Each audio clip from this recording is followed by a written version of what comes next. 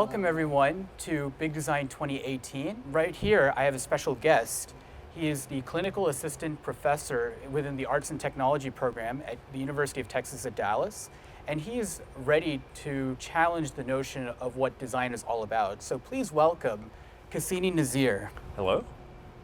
So Cassini, first off, congratulations on being the keynote speaker for this year's Big Design Conference. Thank you. Yeah. It's an honor and a pleasure. So, what is the main message you want the audience to take away from your talk? That's a great question. I've got a few main messages with the talk. I think one of the messages is that the world is more complex than we imagine, and that design is one way that we can approach it. Another message that I hope people will walk away with is that I think designers need to embrace that level of complexity and design for it, not try to reduce it. And then the talk will challenge some common design tropes that we have. Empathy, for example, is not a silver bullet, and things along that line. Interesting. So, as far as complexity goes, could you tell me a little bit more about how you see design as being more complex than it seems? Sure, yeah. I think one example is in our notion of what are human senses. There's this false idea that we have 5 human senses. If we were living about 2,300 years ago, that would be sort of the most advanced idea. The idea comes from Aristotle. However, in present day, science tells us that there are at least 9 human senses. The highest number that we have to date is 33 human senses. And as we design, one of the things that we tend to do is we tend to design for touch, sight, or hearing. That's 3 of the up to 33 senses. That is approximately 6% of our perceptual inputs. As an interaction, I think of myself as an interaction designer. We've really got to be able to push ourselves beyond experiences that are just tactile, audible, or visible. There are others that are possible beyond that range. That's really interesting. So it definitely seems very sci-fi-like. So as far as, speaking of sci-fi, let's talk about the future of design. Sure. So what do you foresee in at least 15 years from now, what the design would actually look like? Yeah, that's a great question. I think this is also a question that many people get wrong. I wonder how many people have been asked this 15 years ago and how factual they are today. But I think it's inevitable that designers will need to be more conceptual rather than pushing pixels, if I can put it that way. I think changes that are happening in artificial intelligence will allow designers to create permutations that they couldn't have come up with or would have taken dozens of weeks or months to have done to explore. Autodesk is currently doing this. Dreamcatcher is an application that allows you to see sort of these many permutations. And I see more of that happening, so thinking with technology in a way that we're not necessarily thinking with technology currently. I think designers will also need to think complexly about what interactions are possible. Currently there's research being done into brain-computer interfaces, directly interacting with individuals, bypassing sort of the senses that I just mentioned, tactile, visible, or audible. And it's going to be an interesting future when these things are a reality and screens go away, voice goes away, and we're able to interact in sort of this perceptual world. Interesting. So let's shift back to the current state of design.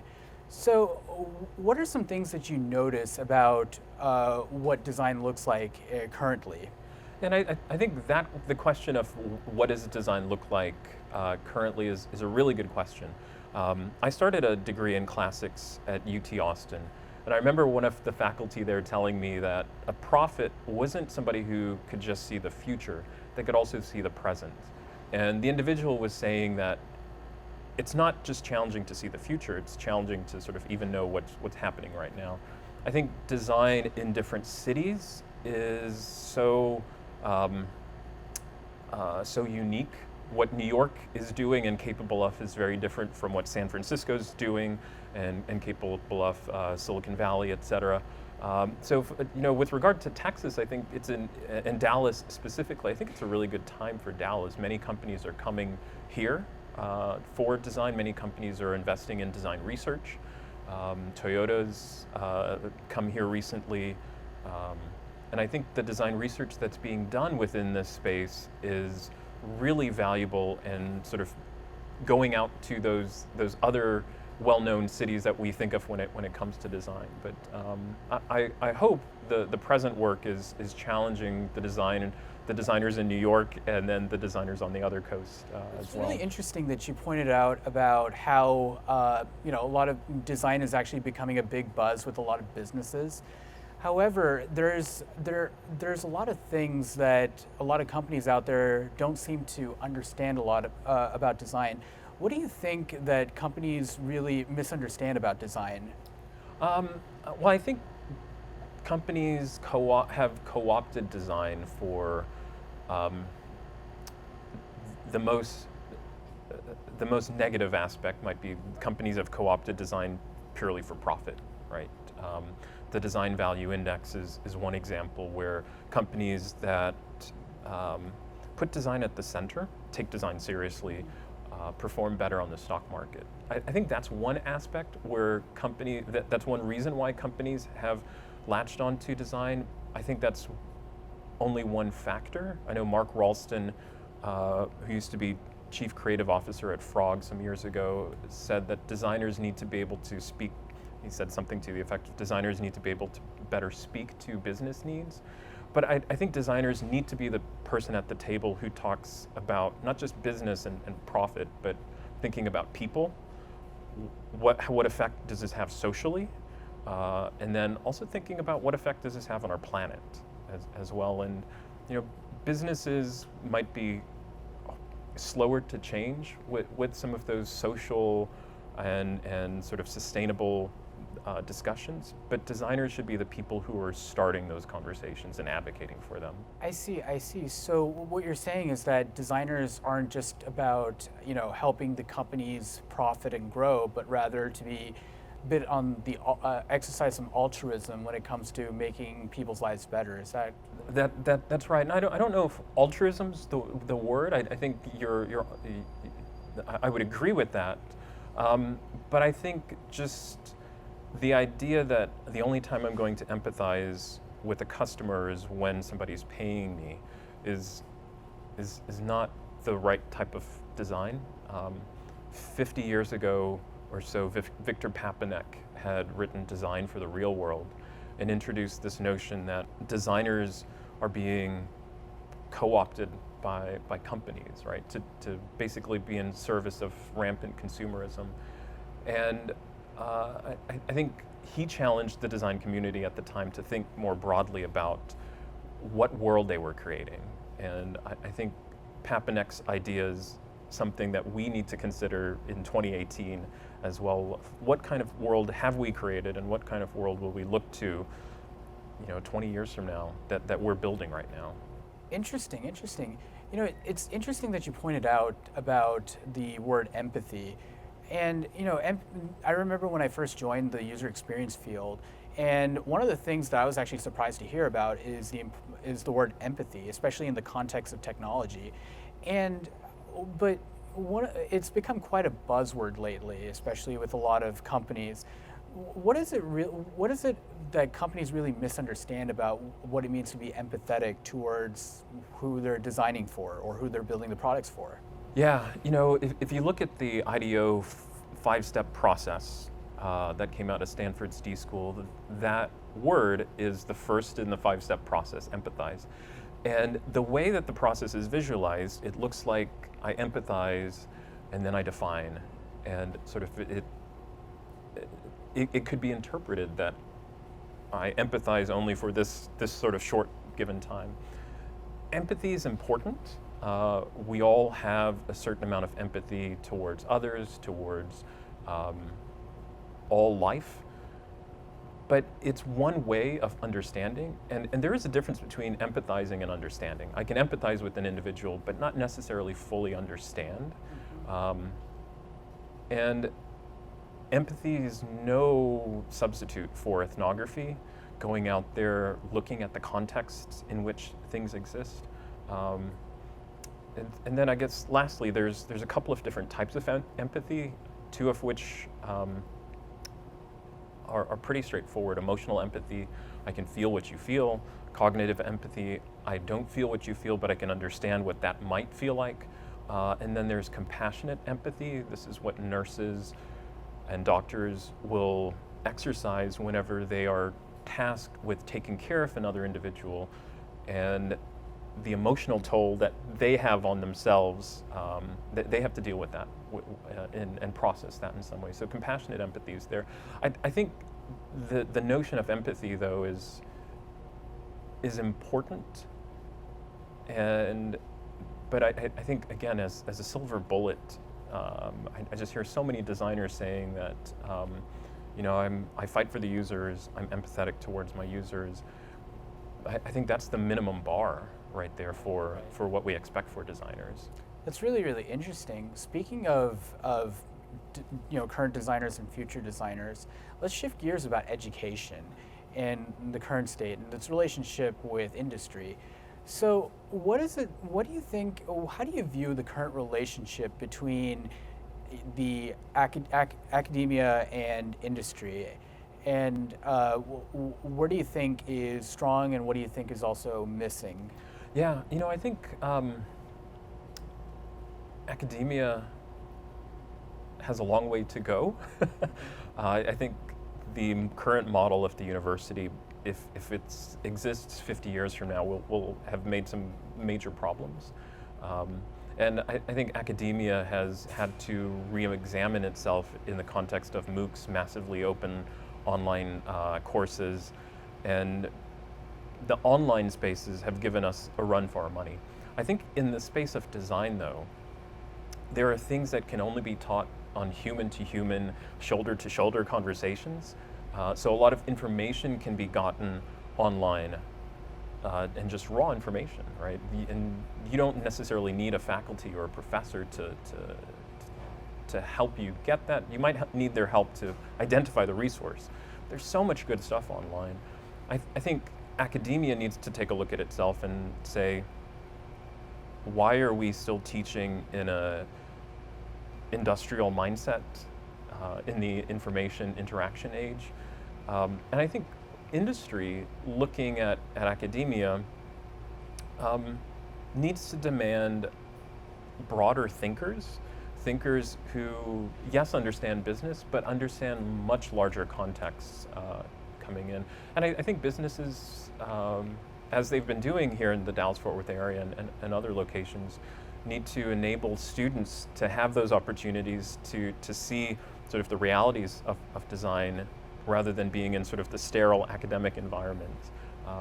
And the more we can get, and the earlier we can get students involved in the mess, the complicated mess and realities of designing for people, the better.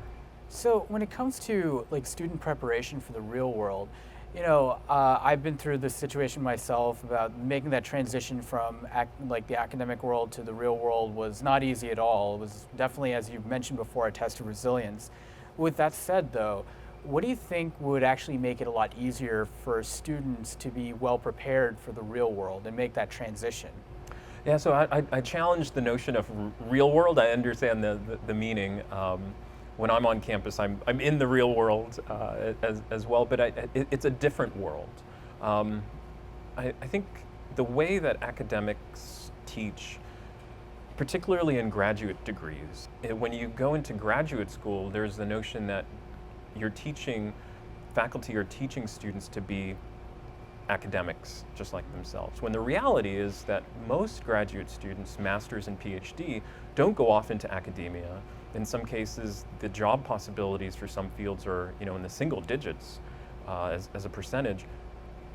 So it's very likely that they go off into industry, and I think academics need to do a better job of students making that transition. But I think with the real world, what the notion of the real world, what interests academics and what gets an academic tenure doesn't necessarily overlap. The Venn diagram of the faculty and the student, what the university promotes doesn't necessarily overlap as it should with sort of student interests.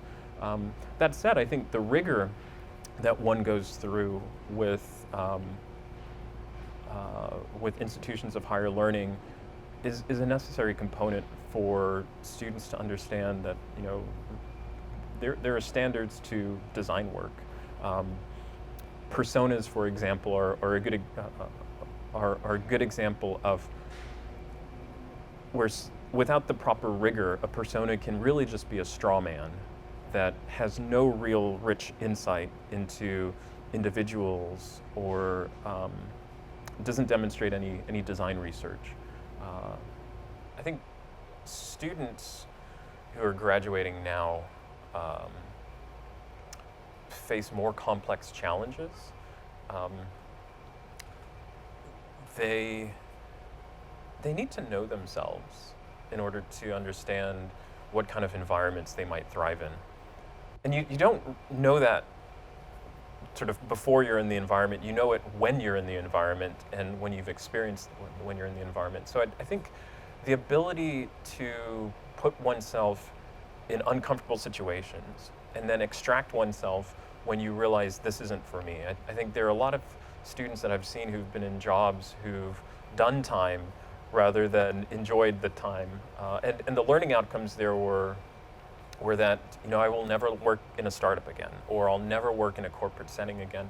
And that's perfectly okay. I think maybe what students need closer to graduation is more expectation setting of what the transition to a career will look like. And oftentimes I think students are disappointed when they don't get the job that they so desire immediately out of college. Oftentimes it's a few hops away, maybe 2 to 3, sometimes 5 to 10 jobs away, the jobs that they're looking for. But those experiences are necessary to the person you need to be in order to perform the tasks of the job that you're looking for. That's interesting. That's very, very interesting. So what it really sounds like is that there's this kind of expectation that the degree program that any student engages in, it serves as sort of a ticket, and they kind of treat it that way, as opposed to really thinking about it as, say, a toolbox. Right. Yeah, and I think that the toolbox notion, right, they need to have enough tools in their toolbox to know when to apply them. But they also have to have kind of a MacGyver instinct as well, to know, I have these 3 things available. I'm going to use this shoe, your shoe, some gum, and this paper clip to, get us out of this situation. And they need to sort of iterate on instinct and trust their instincts. I think the creative confidence that students walk away with from their undergraduate degrees, they should walk away with, I should say, with a creative confidence from their undergraduate degrees. And that can be a challenge. It's not just, I think for the designer, it's not just about the skills that you have, it's about the person that you are upon graduation. That's really interesting with the creative confidence that you said. But what would you say is the difference between having that creative confidence as opposed to just being, say, very cocksure about a particular design and being a little bit more adamant about it? Because that can be also a problem as well too. Yeah, so the overconfident designer, the designer who has a high opinion of their opinion, hopefully they don't make it through design school, right? They certainly don't make it through my classes. I don't promote the idea that the user is somebody who's going to be told to like something, right? That notion, though, I think of individuals who walk away with this sort of pride mentality in design. I'm not sure. I need to think about this question a little bit more. I don't have a good answer for that. But no, that's totally fine. That's totally fine. Yeah. So, you were actually one of the judges for the early days of ProjectUX. That's right, when it was yeah. Exposed UX. Yeah. Could you tell me a little bit more about what you noticed about the startups that you provided feedback for? Yeah, I think they were asking some very interesting questions. The startups were doing real design work, and I remember a startup in particular that had created this toy for dogs, and I remember that really well, and I remember being struck at just how simple a solution they had come up with, but how complex, right? If you look at the inside of it, that it ended up actually being. I think what I noticed is that there are many startups who don't really know their own strengths, and they require the judges to sort of look at them, analyze, and say, you're really good at X, Y, or Z, and it's been obvious sort of all of the time, but the startup themselves don't really realize it. The changing pixels and colors and things like that, yeah, that happens, but I think at the conceptual level, I was really excited to see that there are some startups who are doing some great things in the world that are not just about putting more useless gadgets out there. No, that's really interesting that you pointed that out. And being part of the startup world for some time and actually consulting with some startup companies as well, it always amazes me just how much most startups out there really don't think about the user or customer as much and focus more on the functionality. What are your views about how most startups out there view user experience and how we could actually help change their perception? That's a great question, and every startup's a little bit different depending on the level of technology needed. There are some startups and some ventures where there are no designers, and they're doing some great things. Cheryl Heller up at the School of Visual Arts gave a talk recently and laid out 6 companies where they're doing some pretty amazing things where you would imagine that a designer is behind that, but no one in that company has formal training to make these things happen. So I don't want to say that the designer is necessary for that. In order to design, we all inherently design. Designers know methods, they know practices, they know professional ways of going about this. That was my guest, Cassini Nazir. Thank you so much, Cassini, for being part of this session. Thank you.